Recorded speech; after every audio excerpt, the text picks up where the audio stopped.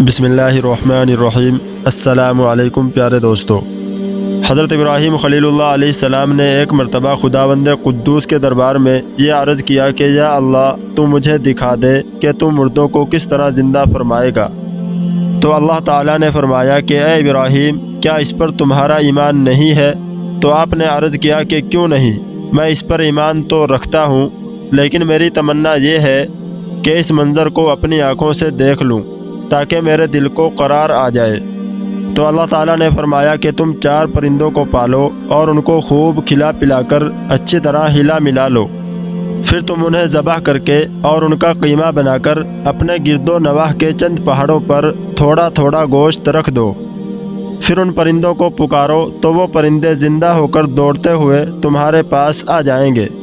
اور تم مردوں کے زندہ ہونے کا منظر اپنی آنکھوں سے دیکھ لو گے۔ چنانچہ حضرت ابراہیم علیہ السلام نے ایک مرغ، ایک کبوتر، ایک گدھ اور ایک مور ان 4 پرندوں کو پالا اور ایک مدت تک ان 4 پرندوں کو کھلا پلا کر خوب ہلا ملا لیا، پھر ان 4 پرندوں کو ذبح کر کے ان کے سروں کو اپنے پاس رکھ لیا اور ان 4 کا قیمہ بنا کر تھوڑا تھوڑا گوشت اطراف و جوانب کے پہاڑوں پر رکھ دیا اور دور سے کھڑے ہو کر ان پرندوں کا نام لے کر پکارا کہ اے مرغ، اے کبوتر، اے گدھ، اے مور، آپ کی پکار پر ایک دم پہاڑوں سے گوشت کا قیمہ اڑنا شروع ہو گیا اور ہر پرند کا گوشت، پوست، ہڈی اور پر الگ ہو کر 4 پرند تیار ہو گئے اور وہ 4 پرند بلا سروں کے دوڑتے ہوئے حضرت ابراہیم علیہ السلام کے پاس آ گئے اور اپنے سروں سے جڑ کر دانہ چگنے لگے